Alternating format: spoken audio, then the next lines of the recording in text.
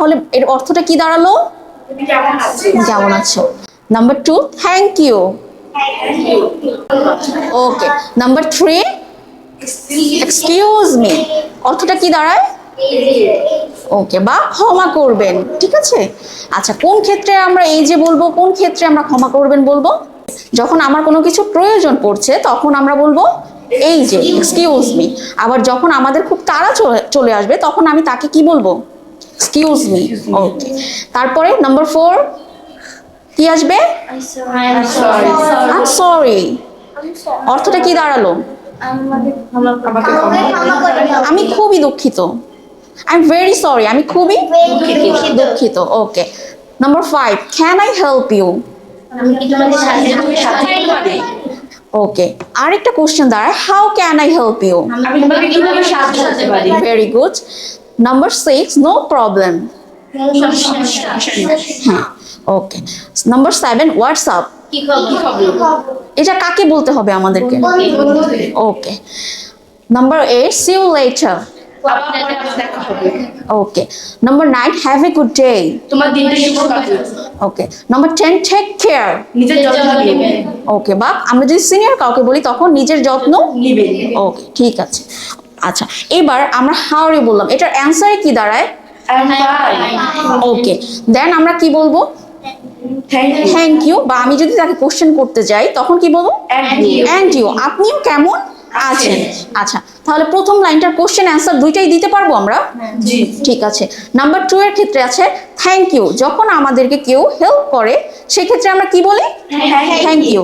আচ্ছা, তখন যদি আমি কারোর জন্য একটা কফি নিয়ে আসি, হিয়ারস ইউর কফি, এই যে তোমার কফি, সে কি আমাকে হেল্প করলো না? তখন আমি সেই পরিবর্তে তাকে কি বললাম? Thank you. ওকে। আচ্ছা, তাহলে আমরা কোশ্চেন আনসার দুইটাই তো পারবো এটার সাথে। আচ্ছা, তারপরে নাম্বার 3 কি হবে?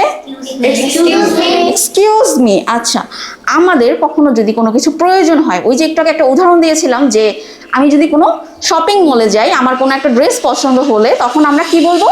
এক্সকিউজ মি, জিজ্ঞেস করলাম। আচ্ছা, আবার যদি আমাদের কোনো অ্যাড্রেসের প্রয়োজন হয় বা আমরা কোনো একটা স্টেশনে গিয়েছি, ঠিক আছে, স্টেশনে যেয়ে বললাম যে excuse me, where is the station. ঠিক আছে। আমরা কি একটা জায়গায় গেলে একেবারেই চিনি সবকিছু? প্লিজ, সবকিছু তখন আমাদের প্রয়োজন হয় না অনেক সময় অ্যাড্রেসের জন্য। তখন কি আসবে? Where is the station, where is the road, where is the place, এভাবে। ঠিক আছে। তাহলে এবার এক্সকিউজ মি বলে একটা কোশ্চেন বানাতে পারবো এখন থেকে যে কোনো কিছুর ক্ষেত্রে। ক্লিয়ার? ওকে। পরেরটা হচ্ছে আই এম সরি। কি ক্ষেত্রে ব্যবহার করতাম এটা আমরা? ওকে। আমরা খুব ভালো না খারাপ একটা কাজ করে ফেলেছি, অনেক ক্ষেত্রে মাকে কষ্ট দিয়ে ফেলেছি, বন্ধুর একটা কিছু ভেঙে ফেলেছি, সেই ক্ষেত্রে আমরা শুধু আই এম সরি না, আই এম এক্সট্রিমলি সরি।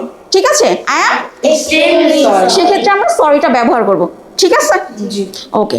তারপরে এটা তো আমি বুঝিয়ে দিলাম, আবারও আমরা বলি how can I help you. কি হবে বাংলাটা? কিভাবে, আমি তোমাকে কিভাবে সাহায্য করতে পারি, এটাই একটা কোশ্চেন, এটা একটা কোশ্চেন। তারপরে can I help you, normal ভাবে আমরা যদি জিজ্ঞেস করি ক্যান আই হেল্প ইউ, আমি কি তোমাকে সাহায্য করতে পারি। আচ্ছা, এটার সাথে আমি আরেকটা কোশ্চেন যদি অ্যাড করি, can I come with you, আমি কি তোমার সাথে আসতে পারি। Can I come with you. ঠিক আছে, আমি কি তোমার সাথে আসতে পারি, এভাবে। ঠিক আছে। এই ক্যান দিয়ে আমরা পরবর্তীতে অনেক সেন্টেন্স শিখবো। ঠিক আছে। আচ্ছা, পরেরটা কি ছিল আবার? No problem. আচ্ছা, নো প্রবলেমের ক্ষেত্রে আমরা যদি বলি যে একটা জায়গায় যেতাম আমরা, মনে করো যে তোমার বন্ধু তোমাকে বললো যে এই টাইমেই তুমি থাকবে। ঠিক আছে, যে 6 PM, ঠিক আছে, সন্ধ্যা 6টায় তুমি থাকবে, কিন্তু তুমি গিয়েছো 6:30 বা 7টা, অনেক ডিলে হয়েছে। ঠিক আছে।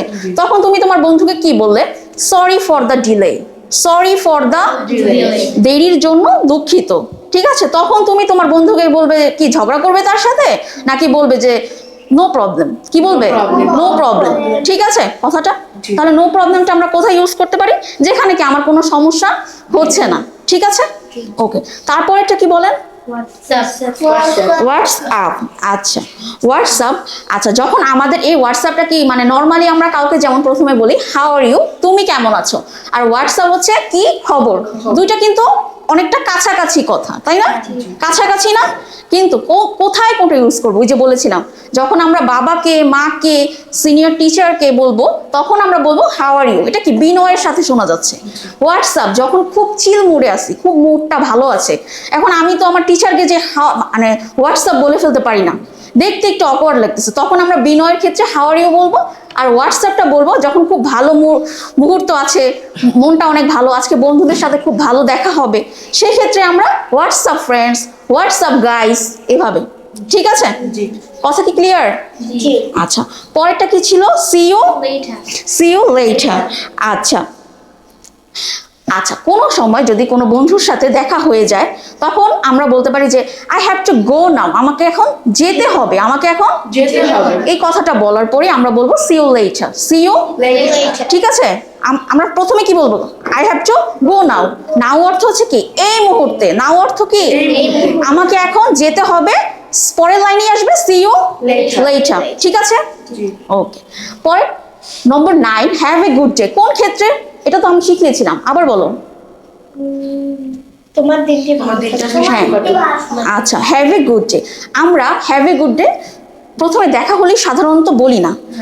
সবসময় আমি ওই যে বলেছিলাম, যখন আমরা কোথাও থেকে চলে আসি, সেক্ষেত্রে সারাদিনকে তাকে একটা শুভেচ্ছা জানানো বা গ্রিটিংস এর ক্ষেত্রে আমরা হ্যাভ এ গুড ডে। ঠিক আছে, good night, have a good day. ঠিক আছে, এভাবে বলি যে আপনার দিনটা আজকের জন্য শুভ হোক, তোমার দিনটা সারাদিনের জন্য শুভ হোক, ভালো হোক। ঠিক আছে, ওকে। পরে লাস্ট 10, বলো কি হবে? Take care. কেন বলি এটা? এটাও কিন্তু সেম, আমরা সেই লাস্টে যেমন হ্যাভ এ গুড ডে বলতে পারি, লাস্ট আবার বের হওয়ার কারোর সাথে যখন আমরা চলে আসি, ক্লাসরুম থেকে চলে আসি, ফ্রেন্ড সার্কেলদের সাথে কথা হচ্ছে, চলে গেলাম, তখন আমরা শেষে গুড নাইট, টেক কেয়ার। শেষের ক্ষেত্রে আমরা এই টেক কেয়ারটা ব্যবহার করি। তোমার যত্ন নিও, আপনার যত্ন নেবেন। ঠিক আছে, কথা কি ক্লিয়ার? তাহলে আমরা কোন ক্ষেত্রে কোনটা ব্যবহার করবো আমরা কি এখন বলতে পারবো ইংরেজিতে? কোনো সমস্যা হবে? আমরা কি কারোর সাথে দেখা হলেই সরি বলে ফেলবো? না, দেখা হলে গুড মর্নিং, বিকাল হলে গুড আফটারনুন। তাহলে কোনটা কোথায় ব্যবহার হবে শিখতে পারবো, এখন থেকে বলতে পারবো। ঠিক আছে, ধন্যবাদ।